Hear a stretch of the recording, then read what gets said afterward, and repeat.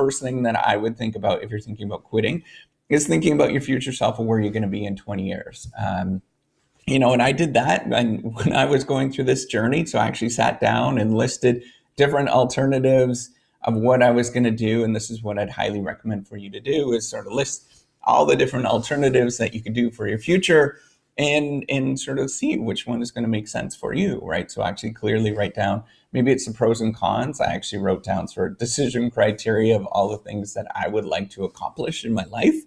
And see which of the alternatives match the best of pursuing of pursuing the different things I want to do in my life. And it turned out that, sticking with a PhD made a lot of sense for me, but it might not make a lot of sense for you, right? So it's all really focused on you and thinking about what you should do, and don't listen to all the people around you and what they're saying. Listen to your heart and what you want to actually do, right? So one thing that's really important, one thing that I underestimated, and I don't know, it's not necessarily all that clear with me at this moment, but you do get a tremendous sense of accomplishment. So I was, as I mentioned, working out this morning, carrying these cinder blocks. I'm having a really tough time getting my words out this morning. I don't know what it is. So carrying around these cinder blocks. And once I finished carrying around those cinder blocks after the workout, I was proud that I was carrying around those particular cinder blocks. I know it kind of seems strange, but it's the same thing with a PhD. You feel proud once you've done that particular task, and you did something that a lot of people couldn't do. So a second thing that I'd want you to do before you actually jump and quit your PhD is think about ways that you can negotiate the process. So anytime that you have these kind of life decisions, it's not going to be as cut and dry. So right now you're probably thinking it's really cut and dry and you should do one thing or the next. But what I would suggest is you can negotiate a lot. Whenever there's those kind of moments, you can negotiate a tremendous amount, right? So negotiate the job offer terms, right? So often what you can do is, negotiate maybe at start time, for example. So if it's an academic job, you can negotiate maybe at 6 months later. Sometimes you can try to negotiate with a industry job to say that, I know that you guys are really looking for this position. Maybe if, do you mind if I would come back in 6 months? I just want to finish this off. And see what they say, right? Like, it doesn't hurt to ask, to see if that offer or that job is going to be open in 6 months. And often it does work out that way. And you can negotiate completing, giving yourself some time to complete that thing, right? To complete the job offer. And sometimes you can even negotiate to get paid.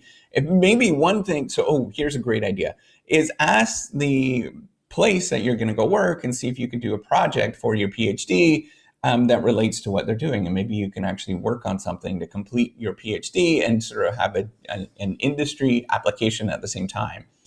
That would work out really beneficial for both parties to get that thing done. And then you can actually have a thesis using the data of working in that place. And then you can go and jump again at a job in that position afterwards. So if you went in the military, for example, you might do that kind of thing where you would work for the military after you complete your PhD. The other thing is negotiate with your supervisor. So if you didn't know this, here's a secret with your thesis. It's highly negotiable in terms of what can be done. So some people are going to be a little bit less forgiving or less sort of budging with the thesis in terms of their expectations and what should be done. But there's a lot of play in terms of getting the thesis done. So you can get a thesis done in a couple of months really quickly and get it done and just get it done. And, depending on who you're working with and stuff, that might be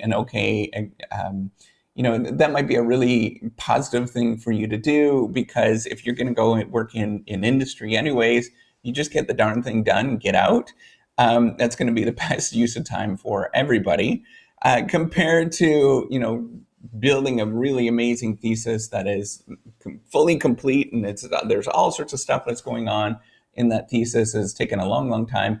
That might be a little bit of a waste because you've invested all that time and then you're not going to apply it anyways. You're not going to get any sort of publications out of it, right? So the same thing with the supervisor, they're going to be thinking, well, why should I put that much time into this if they're going to go into industry anyways?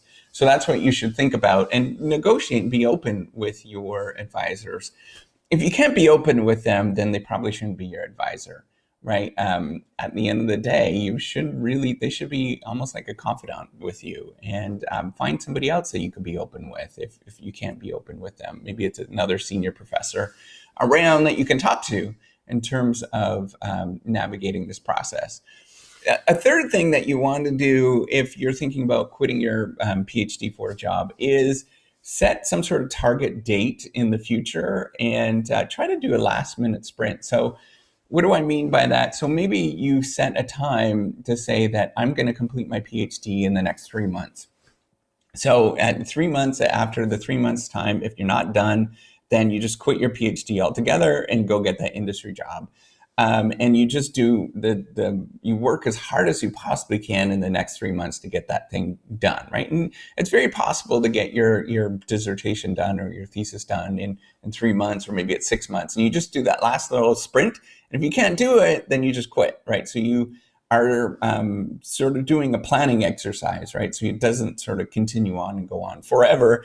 You're just looking at that end date and you're trying to sprint as fast as you can. You'd be surprised once you set that sort of time or date, how quickly you can get things done and sort of accomplish all that stuff. And then you're going to push away everything to get done so you can go and get that job out in industry, or your academic job. And then at the same time, what you're going to do is you're going to have a PhD at the end of it, right? Because you've actually completed all the different tasks to get that thing done before you go get that job. So what I'm trying to do is minimize the amount of regret that you are going to experience when you go through and do if you go and get a job at the end of it. And the last one, so the fourth thing that you should maybe think about is, right now you're probably thinking about that. So probably the biggest thing is sort of the emotional aspects of this, right? So rationally, it probably makes sense to maybe quit your job or quit your PhD to go get a job. It might make total sense to do that, but you're feeling really emotional about that right now. So what you want to do is frame the decision, frame what you're doing in a different way, so that it's easier to do that. And think about the knowledge that you've actually accomplished. And the way that you do it is think about the knowledge that you've accomplished or you have accumulated in your PhD, right? So, and what you're trying to do is, once you've accumulated all this knowledge and you think about all the different stuff that you've accumulated, think about the different ways that you can apply it in this new job, whether it's an academic job or an industry job, right? When you're going through this whole thought process. And often you can leverage a lot of that stuff. And if you can leverage it, you're going to feel that it's not a complete waste of time of all the effort that you went through with your PhD, and it's incomplete, and it's not going to be a complete waste of time, right? You've accumulated tremendous knowledge in many different areas of life, and then you're going to be able to apply it in many different ways after that. And once you know that, then it's actually it's a much more rational decision than being hung up on that sort of emotional aspects of it and saying that, oh, this was a total waste of my time. The last 3 years was a total waste of my time. No. You've learned a lot in those last 3 years or 4 years or whatever. And it's not a total waste of your time, right? You're going to benefit tremendous amounts from that. So that's what I would think about in terms of whether you should quit your PhD for a job, is think about ways that you can minimize the regret that you're going to experience.